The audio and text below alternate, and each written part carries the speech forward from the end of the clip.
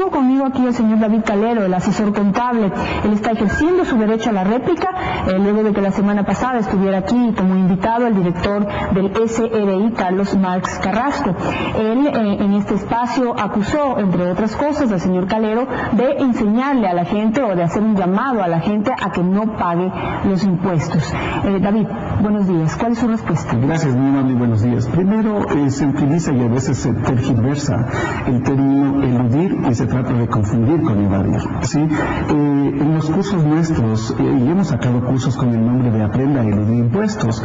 Eludir, por si acaso, es el comportamiento del obligado con la finalidad de optimizar el pago de los impuestos con la ley en la mano. Lo contrario sería, es decir, hacer cosas ilegales para optimizar el pago de los impuestos se llama evadir. Pero cuando usted hace las cosas de manera legal, técnicamente usted está eludiendo el pago y no evadiendo el pago de los impuestos. Entonces, si uno puede reducir impuestos de una manera legal, es lo que le entiendo. Así es. Por ejemplo, yo siempre le digo y les hago una pregunta a los contribuyentes. Si ustedes quieren optimizar el pago de los impuestos con la ley en la mano, la ley les permite, ¿quieren saber las estrategias para eludir impuestos? Y obviamente que el común de los contribuyentes le va a responder sí. ¿Ya? Nosotros, como firma el asesor contable, llevamos 20 años en esta actividad, mucho antes de que comience el servicio de rentas internas. Y en el estudio técnico que uno hace, nosotros encontramos, ¿verdad?, vacíos, se podría decir en la ley, si es que se pueden llamar vacíos, a los siguientes aspectos para permitir eludir el pago de los impuestos. Nosotros podemos registrar activos fijos al gasto directamente, y obviamente que al registrar como gasto y no como activo fijo, el gasto va a subir, la utilidad va a bajar y los impuestos van a bajar. Diferir los ingresos por ventas a crédito. La ley le permite pagar el impuesto a la renta cuando usted cobre, no cuando facture. Si usted factura y no cobra, técnicamente eso se puede mandar al pasivo con ingresos diferidos. Tenemos venta ocasional de inmuebles. Ejemplo, si usted vende un inmueble de manera ocasional, es un ingreso exento. Y si es que usted exento del pago del impuesto a la renta, y ese dinero usted lo puede destinar a generar gastos deducibles. Tiene un ingreso exento y genera, por otro lado, gastos deducibles. Ahora, David, está claro el punto que usted quiere plantear en este momento. Sin embargo, quisiera avanzar un poco en la discusión. La confrontación que en este momento hay entre el SRI y el asesor contable, que es usted, parte en gran medida por la demanda que usted puso ante la Corte Constitucional para demandar la inconstitucionalidad del anticipo impuesto a la renta y también las retenciones en la fuente.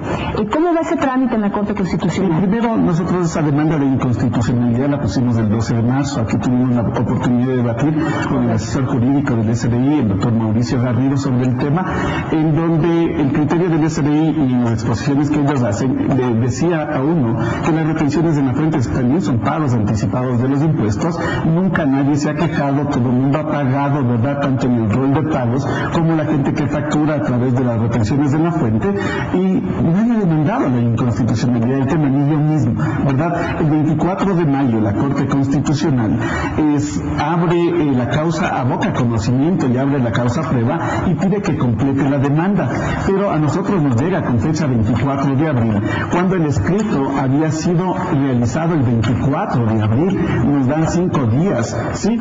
Y después parece que iban ya a cerrar la causa porque no contestamos, porque no nos habían entregado, y después nos mandan una copia certificada, fiel copia del original, porque la original se les perdió. ¿Sabe qué? Esto pasa normalmente en todos los procesos. Cuando uno entra a defender a los contribuyentes, en los casilleros judiciales nos juegan sucios a los contribuyentes. La Corte Constitucional, como el tema está público, pide la certificación. Ven que no nos han notificado y nos notifican una copia certificada el día 24 de mayo.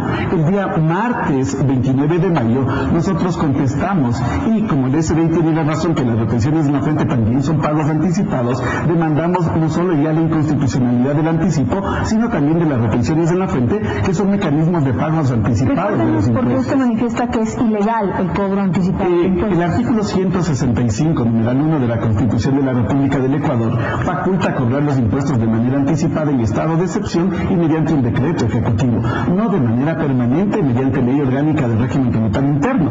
Es cierto que la Ley Orgánica de Régimen Tributario Interno establece tanto las retenciones como el anticipo del impuesto a la renta, pero la Constitución le da un límite. Usted puede cobrar impuestos de manera anticipada solo cuando hay estado de excepción. Estas son normas de derecho público y en derecho público se hace lo que está escrito.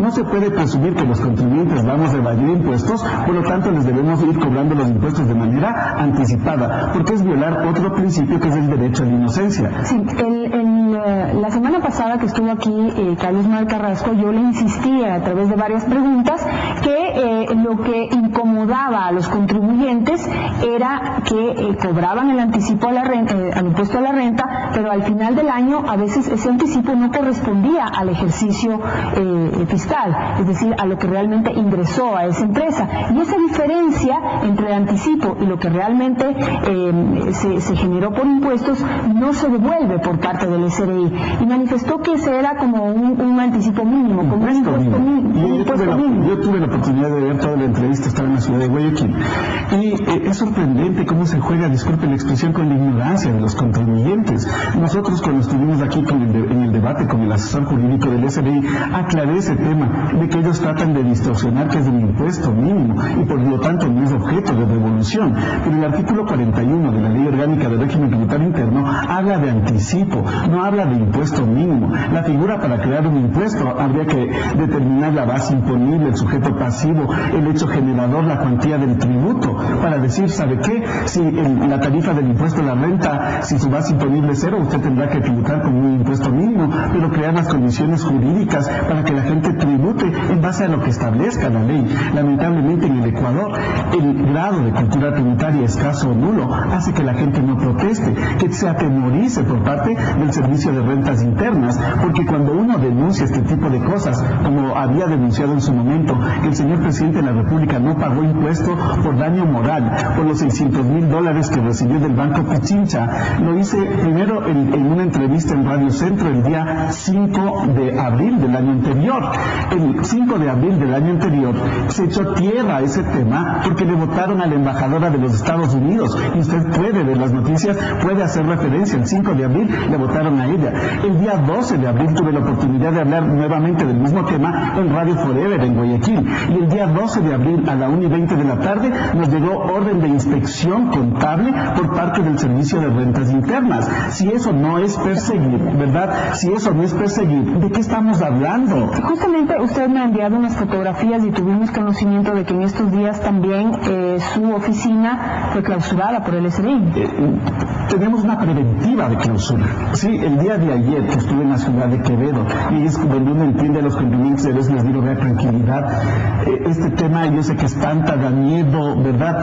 Sentirse perseguido por parte del Servicio de Rentas Internas es duro. Nosotros aquí tenemos el local preventivo de clausura, la gente que llega a nuestras oficinas, ¿verdad? Que están espantadas. Si a uno que sabe y domina el tema le persiguen, ¿qué podrá suceder con los contribuyentes que no están preparados? La preventiva de clausura obedece a que a nosotros nos notifican, nos piden información de mi esposa, de los dos hijos de mi esposa, ¿verdad?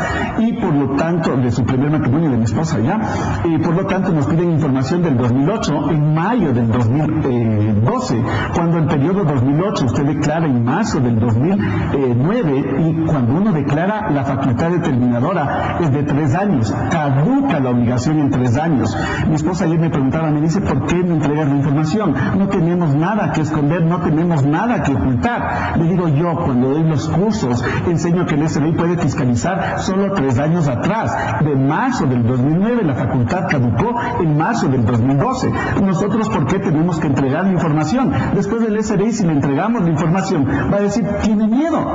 Tanto miedo tiene que cuando le pedimos la información, a ustedes les manda a reclamar caducidad y él entrega la información de periodos caducados. Yo tengo que ser coherente con lo que enseño. Mire, nosotros estamos desde el 12 de marzo que comenzó este proceso de inspección contable. El día 27 de abril nos llega a las 9:20 de la mañana que nos acerquemos a la lectura del acta borrador. Y en la lectura del acta borrador, el 27 de abril de este año, nos dicen que por 10 circunstancias del SRI nos glosa aproximadamente $150,000. Sí, dentro de uno de los puntos está el que hemos escondido ingresos, que no hemos declarado todos los ingresos. Nosotros, ¿verdad? En la declaración de la compañía, el asesor contable aparece declarado $655,000 y el SRI manda un reporte de 87 hojas de todas las facturas que supuestamente no están declaradas. Al Departamento de Sistemas de la oficina les digo, por Dios santo, chequeen, porque la información es tan técnica como elabora el SRI que cualquiera le espanta, pero yo nunca he dado la orden de esconder ingresos, y los ingresos que supuestamente he escondido son 255,000. En un monto de 655,000, esconder $255,000 es más de la tercera parte, sería una gran estupidez. $255,000 yo tendría libres de impuestos y tendría que tener en algún lugar. No tengo, busquen, porque capaz que nos están debiendo y el SRI puede tener la razón. Sabe que todo el listado de facturas están declaradas.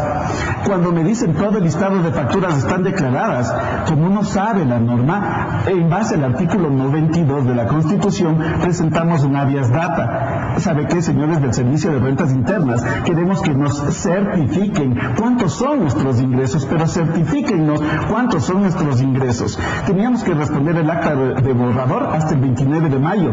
La respuesta del SRI nos llega el 31 de mayo. Yo en el acta borrador lo único que hice es ratificarme en los ingresos que he declarado, que no tengo más ingresos ni percibidos ni devengados. ¿Sabe qué? Certificado por el mismo Servicio de Rentas Internas, nos certifica que los ingresos que obtenemos en el año 2008 son $517,000, mucho menos de lo que nosotros declaramos. Si eso no es persecución, ¿verdad? ¿De qué estamos hablando en el país? Señor Calero, ¿hasta dónde va a seguir usted?